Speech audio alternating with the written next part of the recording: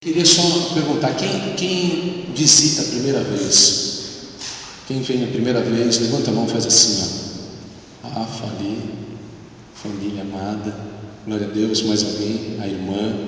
Sejam muito bem-vindos. Esse é o cara, glória a Deus.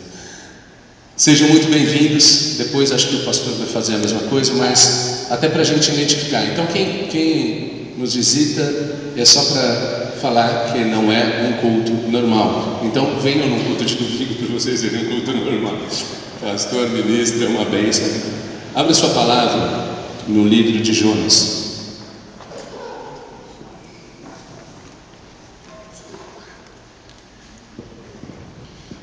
No capítulo 1.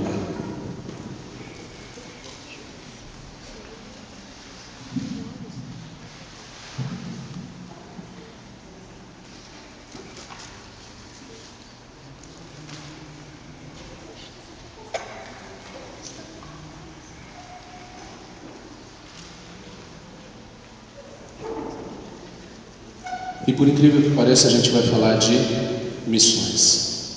Amém? Uma bênção, Paulo, aí ter dado testemunho. Eu tiozinho de óculos. Vamos lá.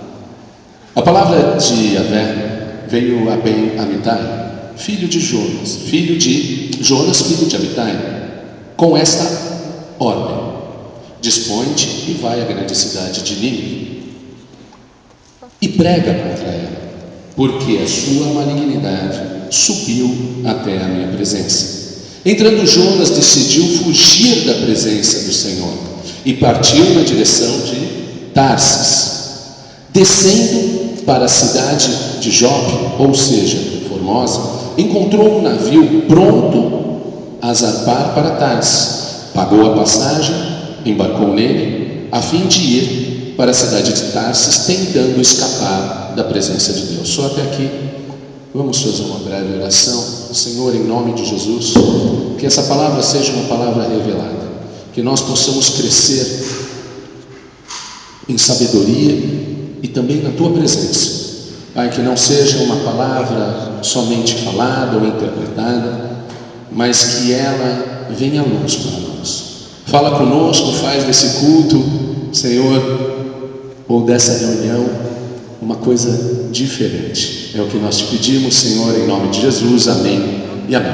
Amém. Vamos dar uma passada no Jonas, uma passada rápida. O que acontece? Jonas, profeta, baita profeta, ok? Super ascendência, lá a gente vai falar um pouco mais no decorrer da palavra. Mas pra gente, todo mundo conhece a história de Jonas, a parada da baleia, né? A baleia gorfando ele na terra. Todo mundo conhece isso daí. Ele é um profeta desobediente, querendo fazer, beleza? Vai pregar para uma nação ímpia, um monte de bárbaro. Bom, essa é a palavra de Jonas. Eu queria trazer essa palavra para a nossa vida, para mostrar que Jonas, assim como o Paulo falou, ele não era um super-herói, era um cara como nós. E nós cometemos os mesmos erros diariamente, igual aos erros de Jonas. Amém?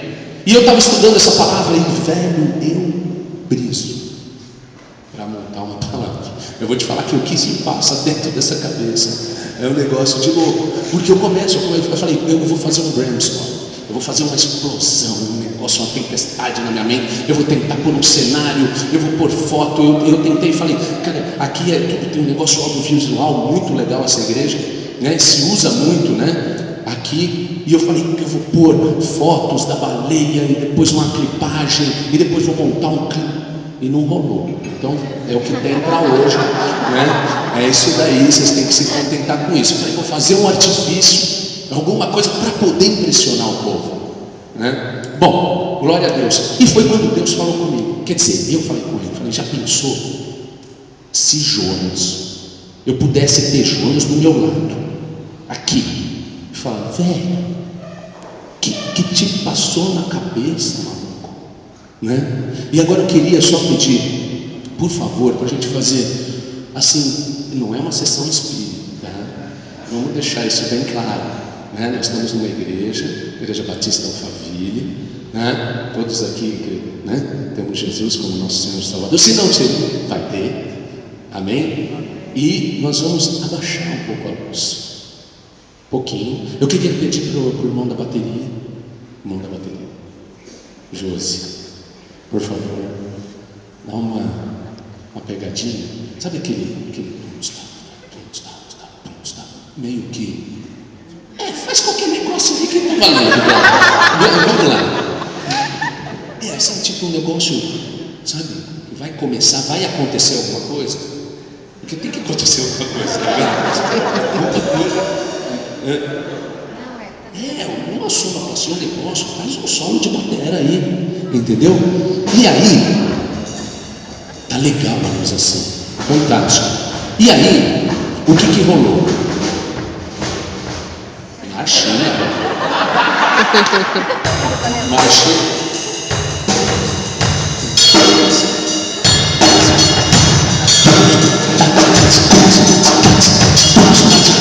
E aí eu pensei assim, falei, cara, seria muito louco se Jonas estivesse aqui. Então vamos dar uma salva de palmas e vamos receber nessa noite Jonas, faça companhia com a gente. E aí Jonas vem no cenário, na igreja, do jeito que ele é.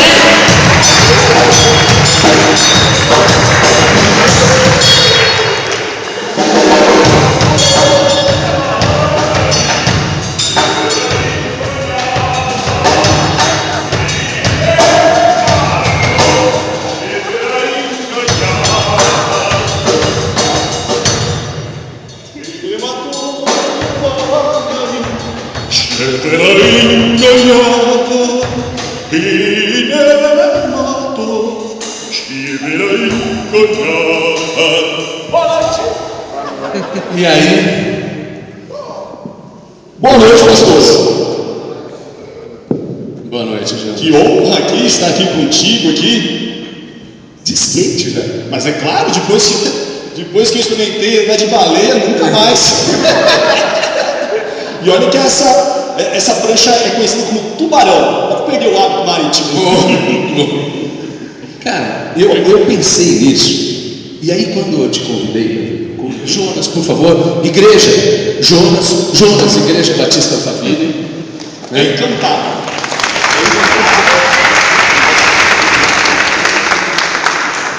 E quando eu convidei você, aqui na minha ideia, eu pensei assim, falei, cara, será que eu posso perguntar? Eu queria saber, posso perguntar tudo para você? Tudo que quiser respeito à minha vida. A minha vida você pode perguntar o que você quiser. Ok. Se eu lembrar, é claro. Só lembra tudo da vida da senhora? Eu também não. Ainda bem que registraram. Quer dizer, eu registrei, olha só, tinha esquecido. Então, pode perguntar. Bom, você não quer descer daí? Não. Tá bom.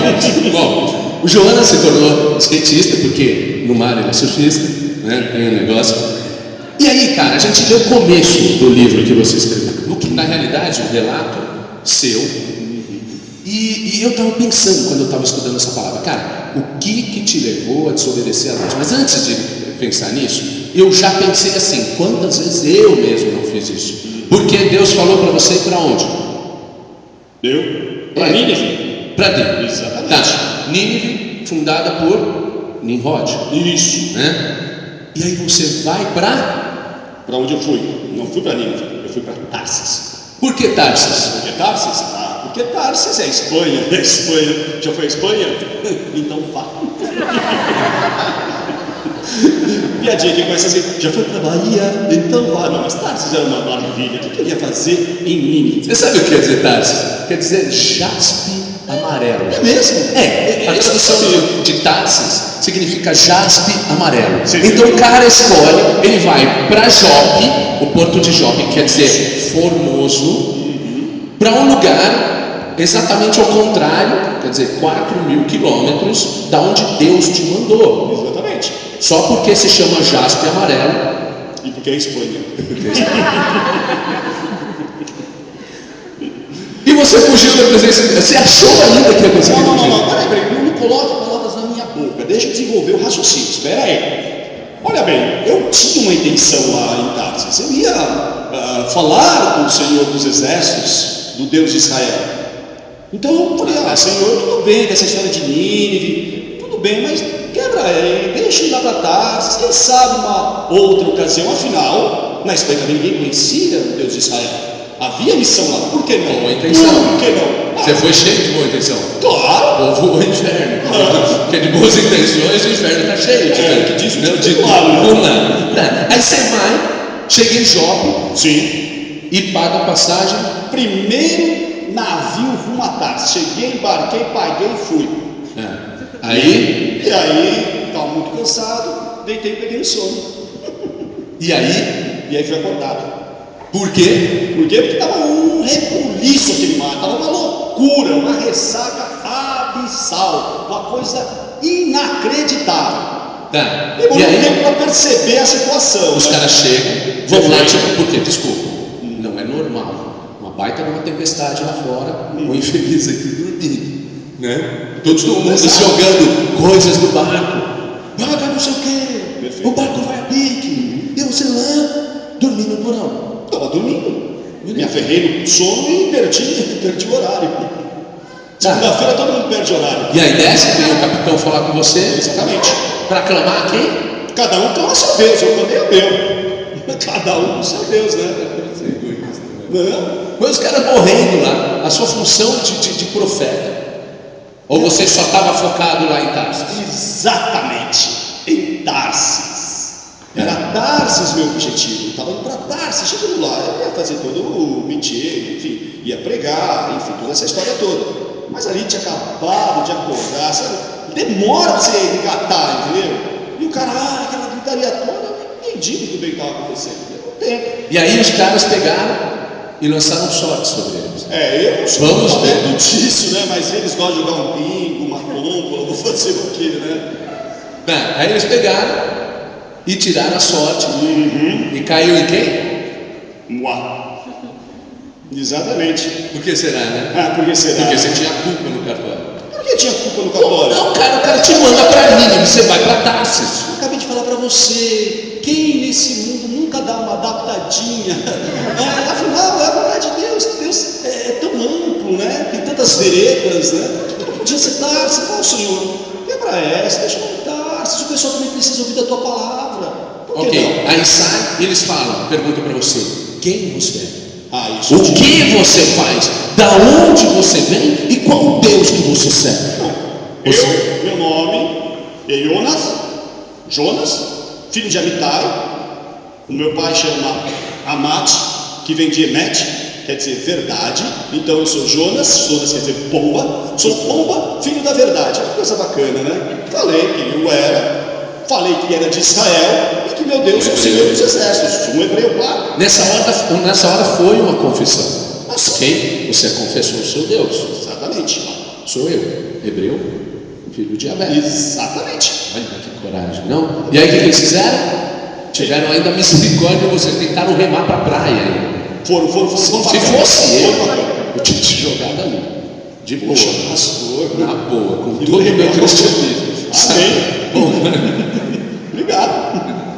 Sabe que eu te amo. Bom, só de boa. Bom, aí você chega, os caras tentam e chegam para você, falam, faz alguma coisa, o que devemos fazer por aqui isso acabe? Pergunte para o seu Deus, já que isso tudo é por sua conta. E aí é quando a ficha cai, né? E quando a ficha cai em alto mar é horrível. Então eu falei assim, olha, tudo bem, eles não têm culpa da minha desobediência.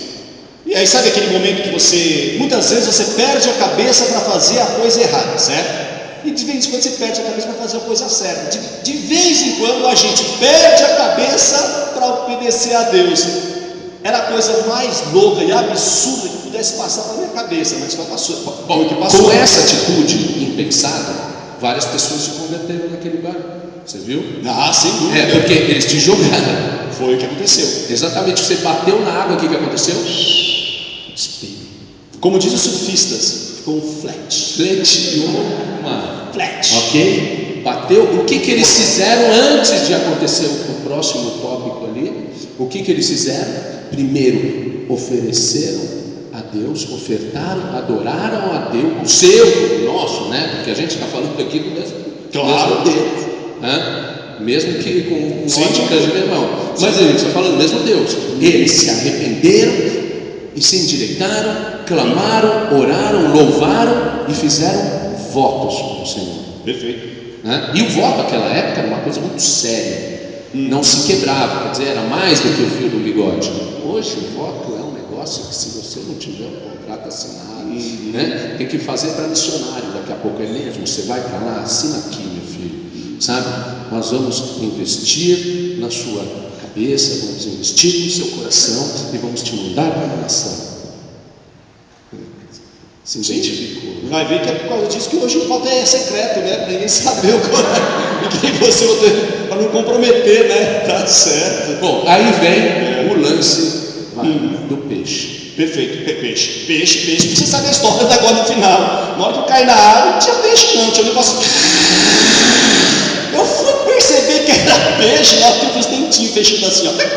Aí eu percebi que era peixe. Já era tarde, já estava no esôfago, na traqueia. Tá. E aí você vê, você é engolido por um peixe, divinamente engolido por um peixe. Porque, desculpa, velho. Bom, Peixe tinha coisa melhor, né? ai meu Deus do céu. Olha, ele foi porque Deus mandou, e ele obedeceu e você não. Só para você ter uma ideia do que possa ser um peixe visto do lado de dentro, né? Uma baleia, peixe grande.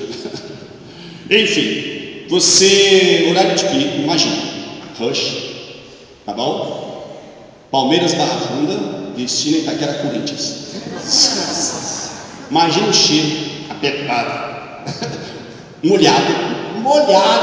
Era, olha, eu ficava muito atrás disso. Por 3 dias. Então, isso foi um grande milagre, ele te conservar vivo, Claro, naquela sepultura inóspita, claro, né, com aquele cheiro peculiar. Como seria milagre também se o pessoal pegasse esse itinerário por 3 dias também? O pessoal foi no máximo 1 hora, olha lá. Pois é, já acabou não sendo teve um cara tira da barriga do peixe. em 1870. É verdade. James É o Jonas moderno, é verdade. É o Jonas moderno. Ele ficou, e foi comprovado até, os caras precisam de provas, né? Realmente precisam, eu não acredito só em Deus. E aí, teve um cara, em 1870 lá, né? O James Bartley, que ele ficou 15 horas. Foi, ele era um pescador, na verdade um arpoador de baleias, pescavam cachalotes. E essa cachalote se voltou contra o escalé. E aí, oi? No Wikipedia? Não, claro. Chegou tudo pro Google. Então o que aconteceu? Acabou de engolir o rapaz, tragou ele. Ele ficou por 15 horas. No final da expedição, os próprios marinheiros conseguiram matar a cachalote, recolheram no navio e lá pelas tantas viram. Eles vão limpando, né? Compartimentando, principalmente buscando o óleo da baleia, né? Naquela época, toda a iluminação em Londres, nas principais cidades, nos Estados Unidos também, era feita pelo óleo de baleia, né? Olha só que coisa impressionante. E aí viram aquele estômago se mexer, e aí tiraram, estava lá o James. O James estava lá, sem pelo nenhum no corpo, o ácido gástrico da barriga da cachalote tinha corroído todos os pelos do corpo dele, a pele ficou muito clara. E ele ficou cego pro resto da vida. Bom, isso só para ter uma comparação que você foi Exatamente. Gente, 3 dias naquela sepultura, né? Até o próprio Cristo, ali em Mateus 12, de 38 a 41, fala, quando pediram um sinal para ele, e ele falou, eu não vim aqui para não fazer outro sinal, a não ser do profeta Jonas, que por 3 dias no ventre da terra. Ok. Esse foi o que Jesus falou. E como que um dia os ninivitas, os próprios ninivitas, iam ajudar a julgar o povo de Deus, os hebreus. Ok? Bom, vamos dar uma pulada nisso daí? Mas deixa eu falar sobre os ninivitas. Da mesma maneira que eu quis aproximar da sua cultura, você vai se justificar. Como eu quis aproximar da vossa cultura, não é a analogia que eu fiz com a linha Barra Funda, Palmeiras, Itaquera, Corinthians, vou tentar aproximar. Quem seriam os ninivitas? Imagina um povo cruel, hoje em dia, sem muito amor ao próximo, capaz de fazer as coisas mais hediondas e horrendas. Não é? A primeira coisa que nos ocorre é a imagem de um criminoso. Vem a calhar essa imagem de um criminoso, um fascínora. Agora imagina esse fascínora sendo milionário e todo mundo aprovando a crueldade deles. Você sabe que os assírios, os ninivitas, são o povo assírio, foram os inventores da crucificação.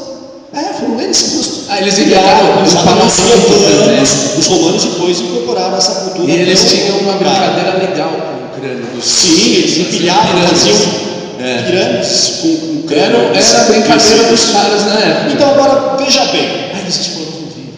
Agora, que compaixão ocorre no seu coração quando se depara com um povo como esse? Se você pega um criminoso, um fascínio, está só coitado, não teve acesso à educação, à cultura, né? Ele escolheu a violência porque a situação social lançou esses estereótipos, lançou ele essa condição cruel e violenta. Mas não era o caso deles. Eram muito ricos e poderosos e tinham um tremendo prazer em todas essas práticas. Aí você chega lá, gorfado na praia, com aquele cheirinho de 3 dias de suco gástrico de peixe com algo em volta do cabelo, aquela cena medonha. E você vai em direção a Nínive, e Deus fala de novo com você e fala: vai pela segunda vez, dispõe-te, e prega a Nínive. E você foi em direção, 3 dias de caminhada aqui para cruzar a cidade, e começou a pregar um negócio mais simples da sua vida. E nesses 3 dias eu pude verificar, atestar realmente aquilo que eu tinha ouvido falar da crueldade e indiferença daquele povo em relação a Deus. Não, mas olha só, se Deus amou aquele povo, por que você tinha que ficar? Você era um profeta, não um juiz. Bem, você deu um detalhe maravilhoso. Deus, eu sou humano, eu não sou um super-homem. Deus ama, e eu? Claro que eu não amava aquele povo. Foi obrigado. Aí aí a gente obedece quem tem juízo, né? Manda quem pode, obedece quem tem juízo. Depois que fui engolido com peixe. Legal. Aí você começa a andar, falar a coisa mais simples do mundo para aquele povo bárbaro. Imagina se fosse o pastor fazer uma pregação com 3 pontos, ia ser muito chique, né? Era um Twitter. Mandei um Twitter pro povo de Nínive. Arrependam-se porque... Não, nem isso, nem arrependam. Você falou: em 40 dias o Senhor destruirá Nínive. Exatamente como ele fez com Sodoma e Gomorra. Eu pensei que isso não ia surtir efeito nenhum. Aí falei, tem que falar, né?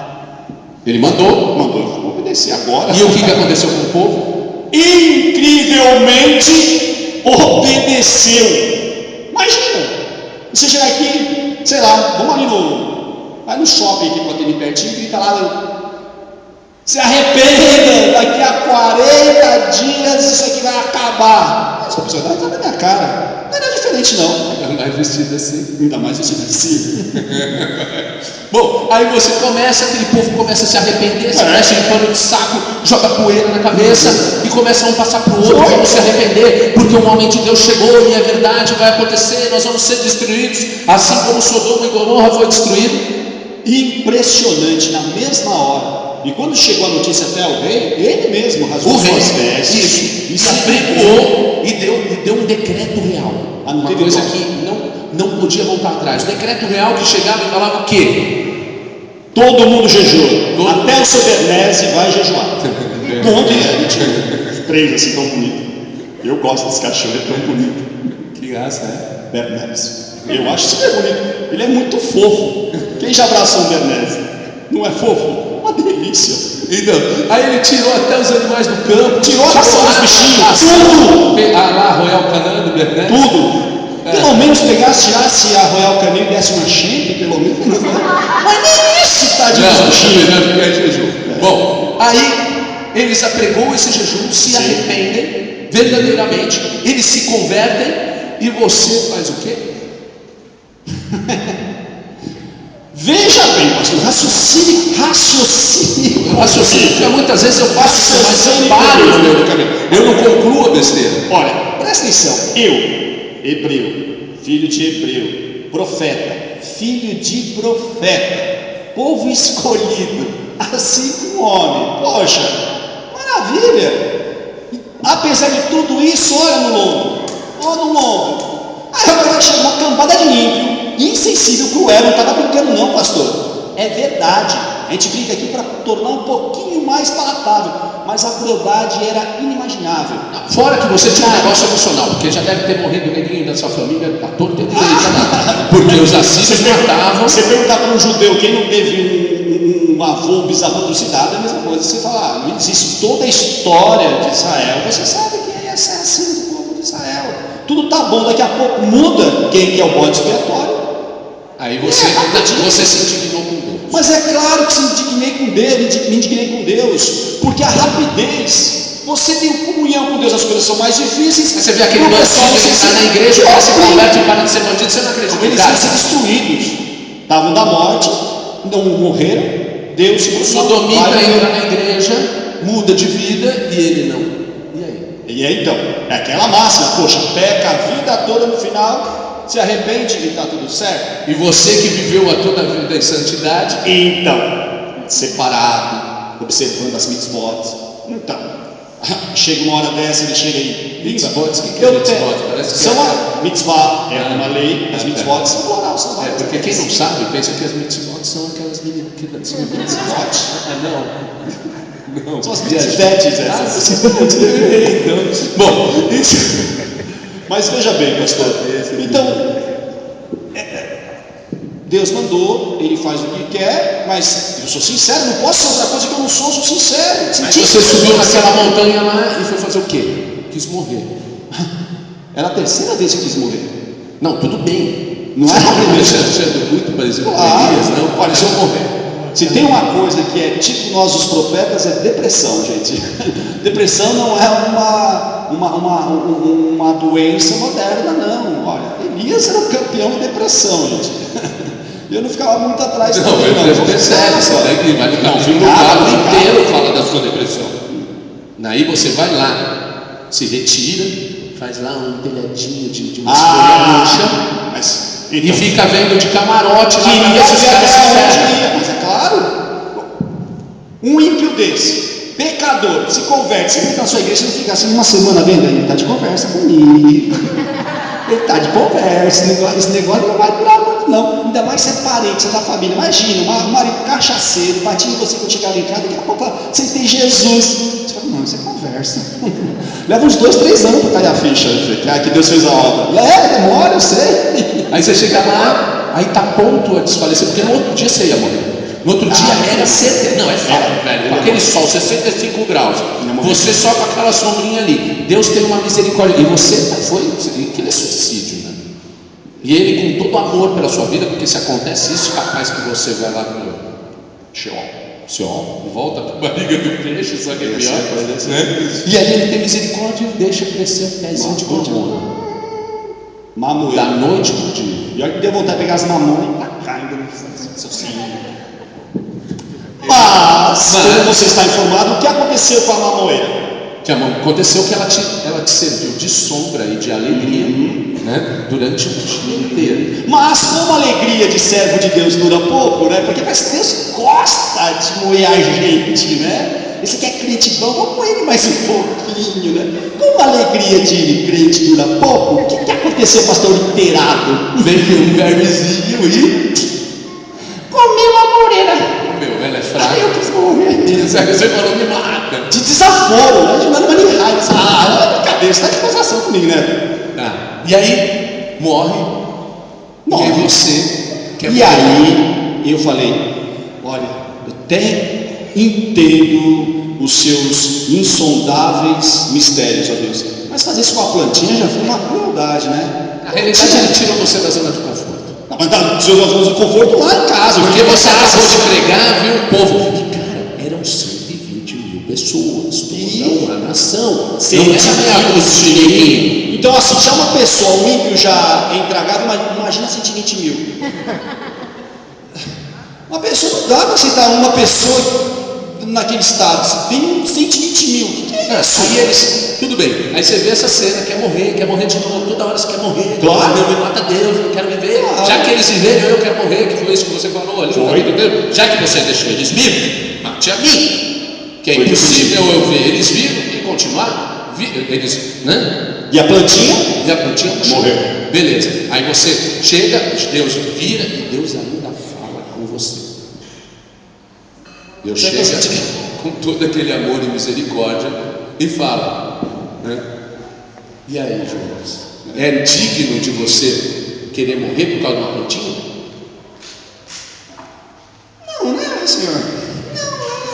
Não. Aí vamos ver o que tem no capítulo. Eu vou ler o final. Lê o final.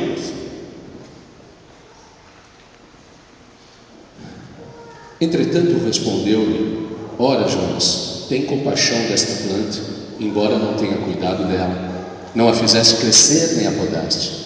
Ela simplesmente nasceu numa noite e noutra noite morreu. Por outro lado, Nínive tem mais de 120 mil seres humanos que não sabem discernir nem entre a mão direita e nem a mão esquerda, tampouco dentre o bem e o mal.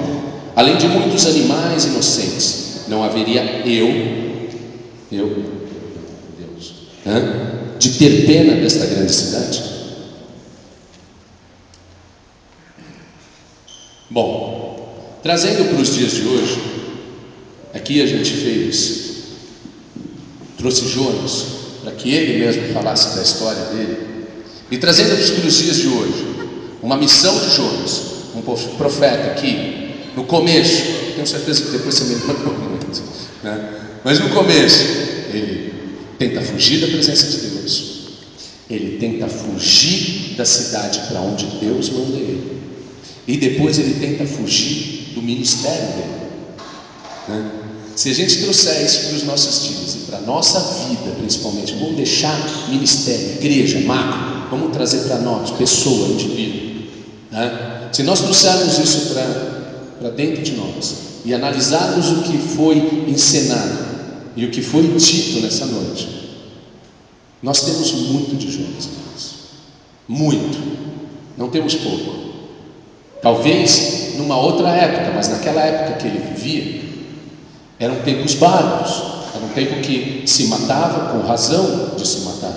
Hoje não, ok? Era um tempo muito mais difícil de se pregar. Hoje você pode até ir para um povo muçulmano, entendeu?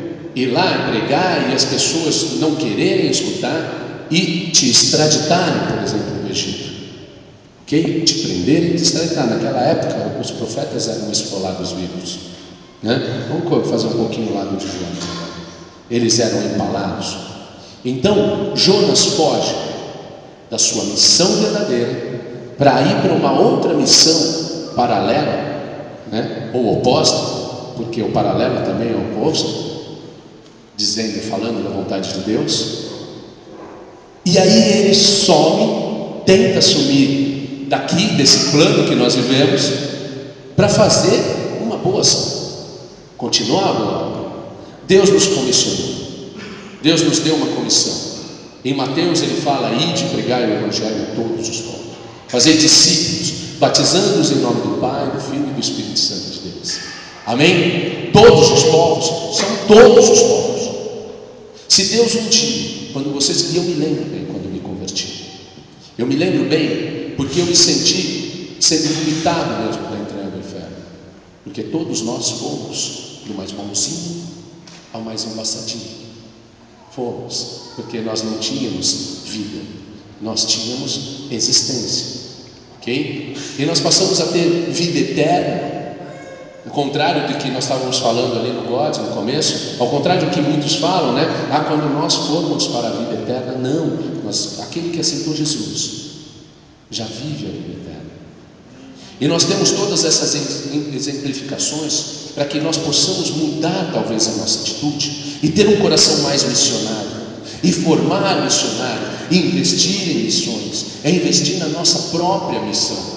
Essa é uma igreja, Jonas, que tem várias frentes, né? Nós temos o God, nós damos apoio a 2 casas de recuperação para dependentes químicos, uma masculina e uma feminina. Nós damos apoio a um orfanato em Carapicuíba. E nós temos todo aqui uma Nínive para evangelizar. Nós temos todo um bairro, um município aqui perto. A gente não precisa nem pegar barco né? Ali você teve que viajar 800 quilômetros para ali, estava pensando em fazer 4.000, ok? A que ponto chega? Nós talvez tenhamos que atravessar a rua, nós talvez, e às vezes é um oceano muito grande a rua, às vezes é muito tempestuoso você sair daqui de dentro, ou de dentro da sua casa, né?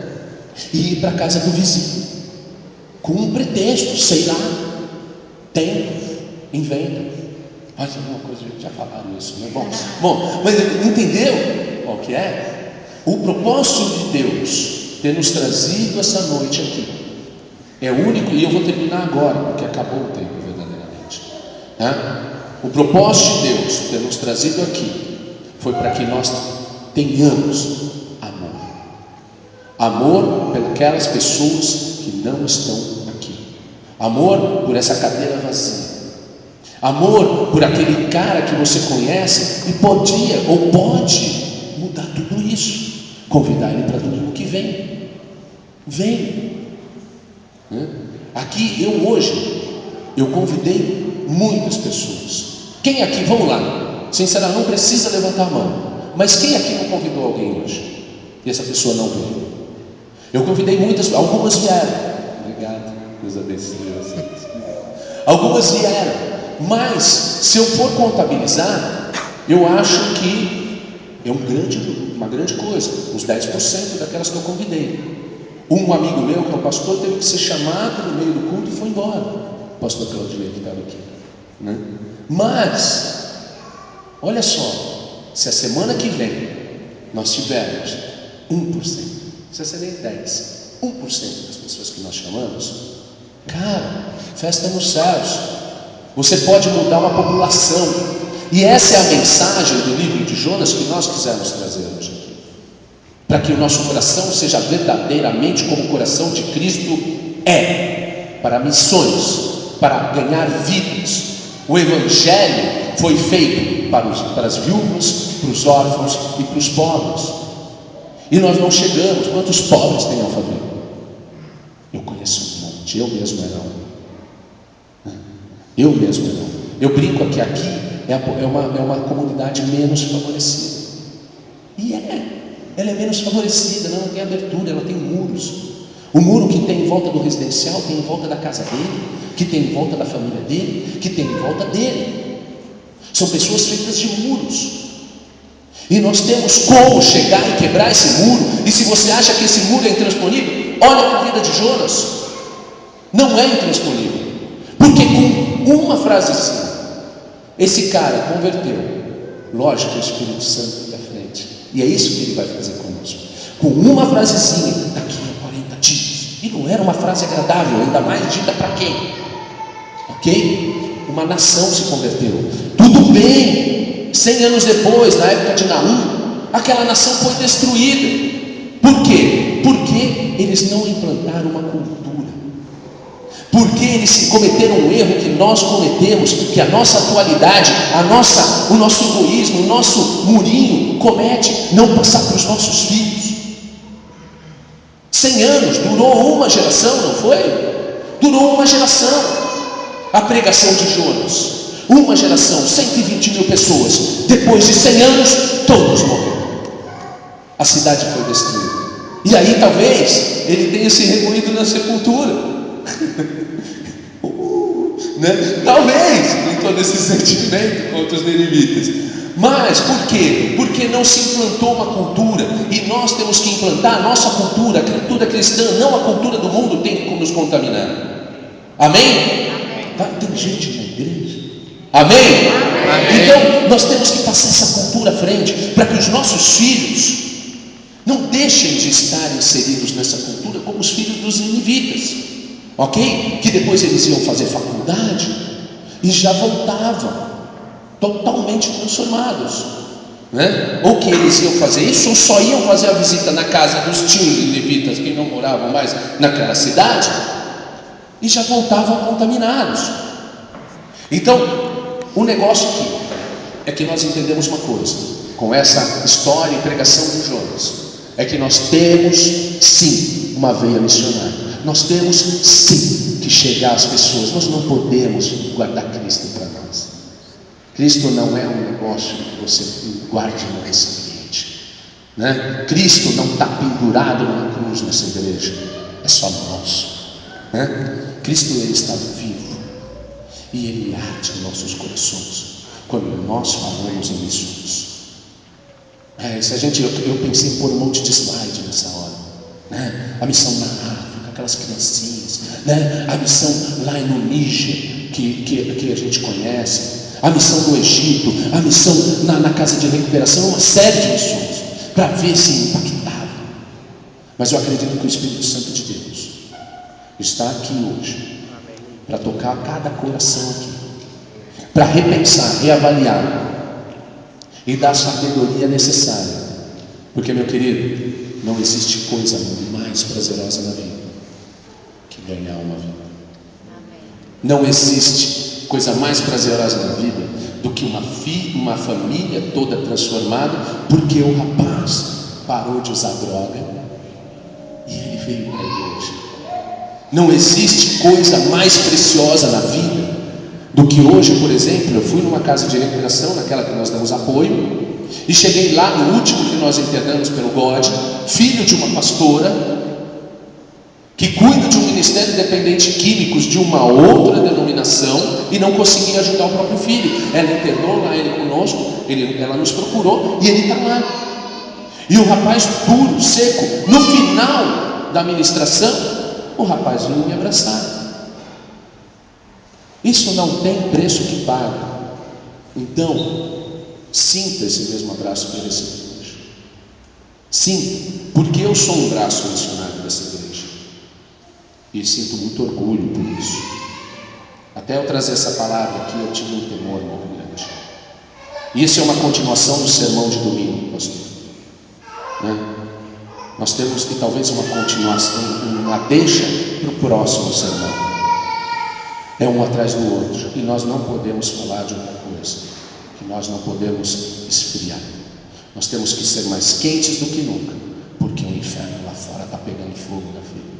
E está queimando todos os nossos filhos, nossos amigos, as famílias dos nossos vizinhos. E a gente, muitas vezes, está só sofrendo. Amém? Amém. Então aqui, quem aceita hoje esse chamado missionário? Pode levantar sua mão.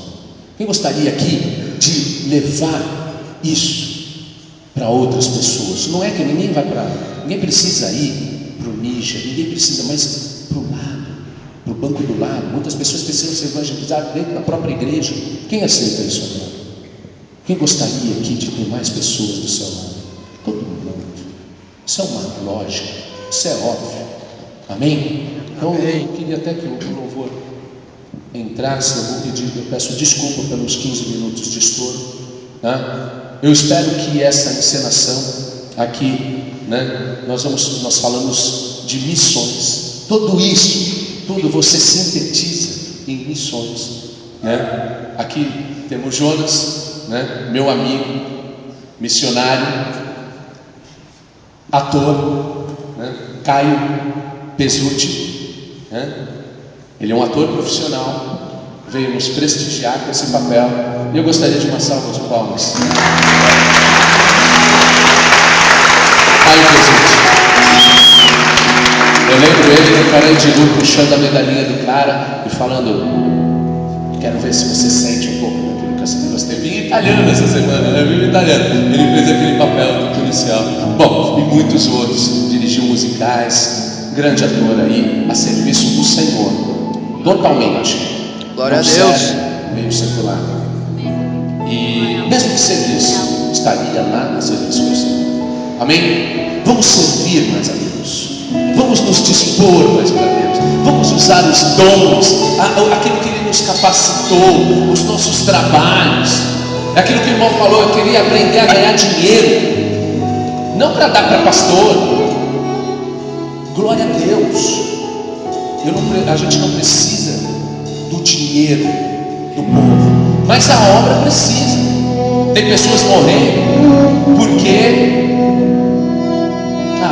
não adianta ficar falando, todo mundo já sabe. Aqui, graças a Deus, nós não damos dinheiro para pastores. Nós damos dinheiro e investimos em missões. Esta igreja é a principal missão desse lugar.